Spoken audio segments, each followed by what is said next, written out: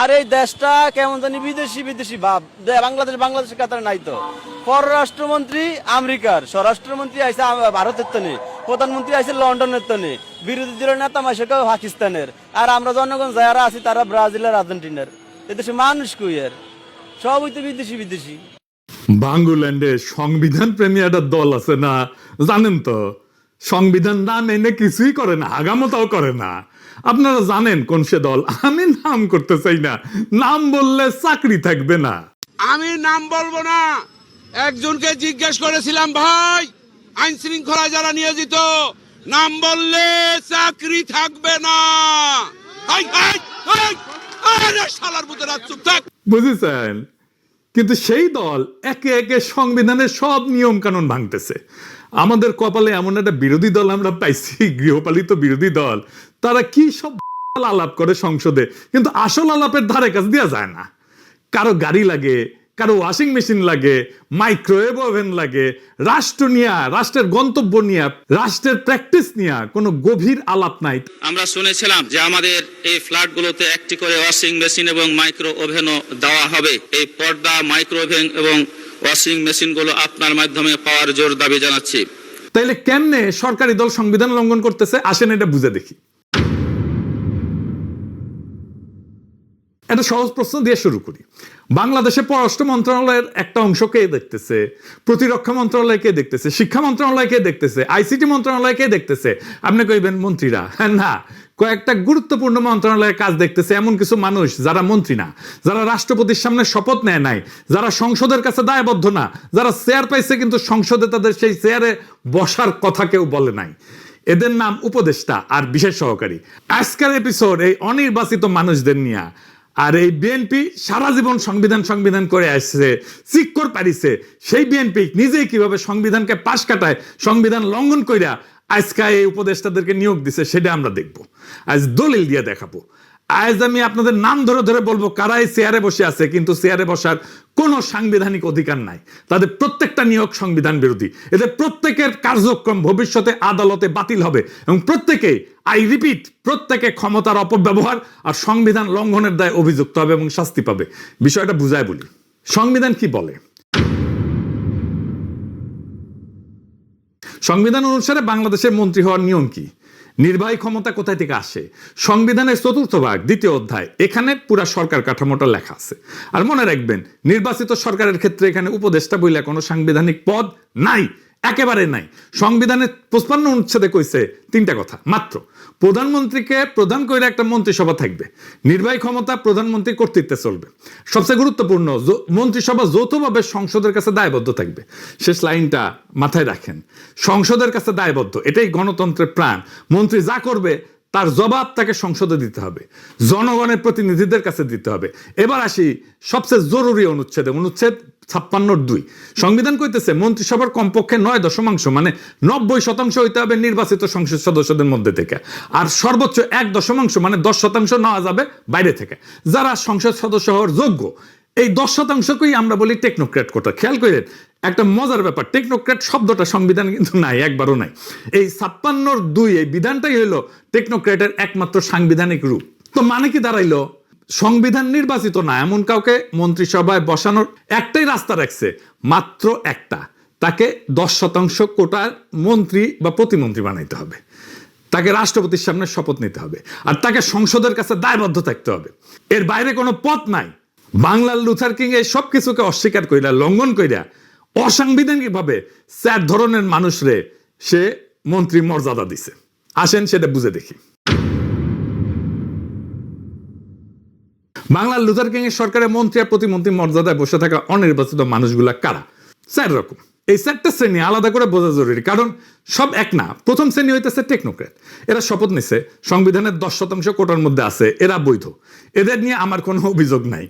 এর মধ্যে আমার প্রিয় রজার খলিলও আছে। দ্বিতীয় শ্রেণী, এরা মন্ত্রী আর প্রতিমন্ত্রী মর্যাদা পাইছে, মন্ত্রণালয় পাইছে, কিন্তু শপথ নেয়নি। তৃতীয় শ্রেণী বিশেষ সহকারী, এরাও প্রতিমন্ত্রী মর্যাদা পাইছে কিন্তু শপথ নেয়নি। ৪ নম্বর শ্রেণী, প্রফেসর ইউনূস তার অন্তর্বর্তীকালীন সরকারের সময় প্রতিমন্ত্রী মর্যাদা দিয়ে গেছিলেন, সেটারে তারেক রহমান নির্বাচিত সরকারের সময় চালু রাখছে, যেমন বিডার আশিক চৌধুরী। এই ৪টা শ্রেণী মাথায় রাখেন, আমি এবার একটা একটা করে নাম ধরে যাব। টেকনোক্রেট করে 3 জন আছে, 2 জন পূর্ণমন্ত্রী, 1 জন প্রতিমন্ত্রী। একজন হইতেছে রজার খলিল, পররাষ্ট্রমন্ত্রী, ইনি আগে উনি সরকারের জাতীয় নিরাপত্তা উপদেষ্টা ছিলেন, আপনারা জানেন। 2 নম্বর মোহাম্মদ আমিনুর রশিদ, পূর্ণমন্ত্রী। 3 নম্বর আমিনুল হক, প্রতিমন্ত্রী, সাবেক ফুটবলার। এই 3 জন রাষ্ট্রপতির কাছে শপথ নিছে। সংবিধানের 56 2 কোটার মধ্যে এই 3 জন পড়ে। 3 জন মানে 49 সদস্যের মন্ত্রিসভার 10% নিচে, সম্পূর্ণ বৈধ।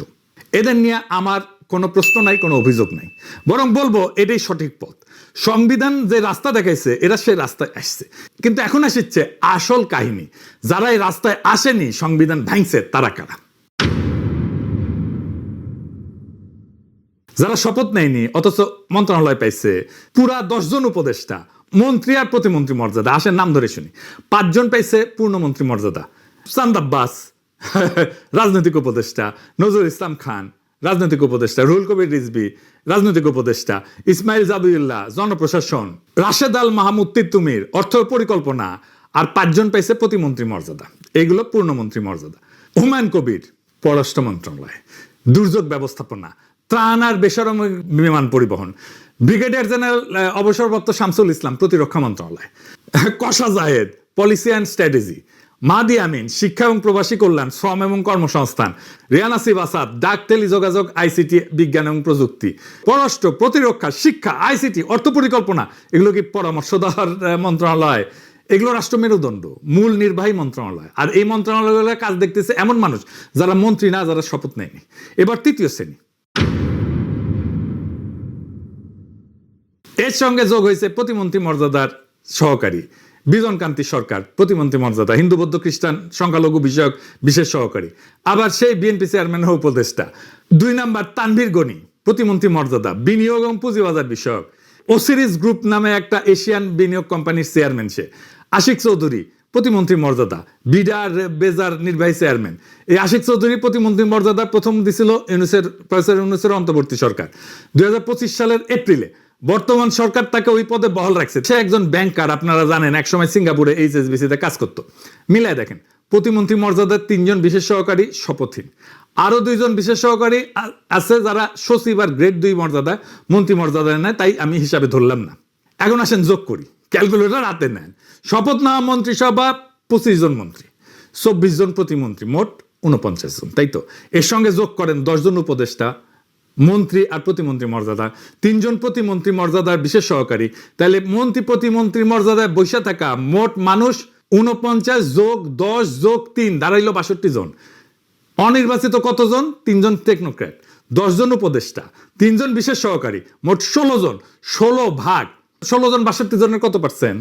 26%। তারেক রহমানের সরকারের মন্ত্রী আর প্রতিমন্ত্রীর চেয়ারে বসে থাকা প্রত্যেক 4 জনের 1 জন অনির্বাচিত সংসদ সদস্য না। আর সংবিধান কি বলছিল? সর্বোচ্চ 10%। 10%-এর জায়গায় 26%। এর মধ্যে 3 জন অন্তত শপথ নিছে, বাকি 13 জন, 10 উপদেষ্টা আর 3 বিশেষ সহকারী শপথই নেয়নি। অথচ মন্ত্রণালয় চালাইতেছে, রাষ্ট্রীয় সিদ্ধান্ত বসতেছে। এই নিয়ম ভাঙা নিয়ে সরকার ছাপাই দিতে পারে, সেটা কয়ে রাখি। আগেই সে রাস্তাটা মেরে রাখতে হবে। সেটা কি? রুলস অফ বিজনেসের ভেলকি দিতে পারে। আপনাকে সরকার বলবে এরা তো মন্ত্রী না, এরা উপদেষ্টা, তাই 10% কোটা এদের গোনা যাবে না। এই যুক্তিটা, এটা ভেলকি, এই যুক্তিটাই ফালতু। কেন?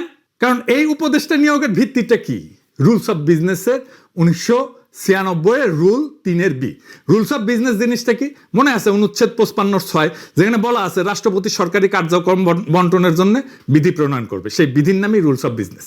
মানে এই রুল অফ বিজনেস জন্ম নিছে সংবিধানের একটা অনুচ্ছেদ থেকে। এই রুল অফ বিজনেস সংবিধানের সন্তান, সংবিধানের অধীন, আইনের ভাষায় সাবঅর্ডিনেট ল বা অধস্থ নাই। আর এই একটা সহজ নিয়ম আছে, সন্তান কখনো বাবার চেয়ে বড় হইতে পারে না। অধস্থ আইন কখনো মূল সংবিধানের সীমা ভাঙতে পারে না। সংবিধান বলছে অনির্বাচিত লোককে মন্ত্রিসভায় বসাইতে হইলে 10% কোটায় শপথ নিয়ে বসাইতে হবে।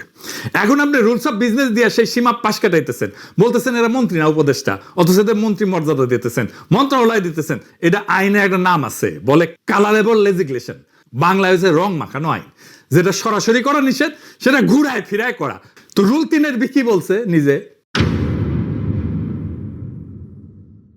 বলছে প্রধানমন্ত্রী উপদেষ্টাকে বিষয় বরাদ্দ করতে পারবেন তার পরামর্শ এবং সহায়তা নেওয়ার জন্য। ম্যাথের খেয়াল রাখেন, পরামর্শ এবং সহায়তা। পরামর্শ রুলের নিজের ভাষা। তাহলে পররাষ্ট্র মন্ত্রণালয় চালানো কি পররাষ্ট্র মন্ত্রণালয় চালানো কি পরামর্শ, প্রতিরক্ষা মন্ত্রণালয় চালানো কি সহায়তা? এরপরও আছে শপথের প্রশ্ন, কি সেটা? সংবিধানের অনুচ্ছেদের 148 বলছে তৃতীয় তফসিলে যাদের কথা আছে তাদের পদে বসার আগে শপথ নেবে।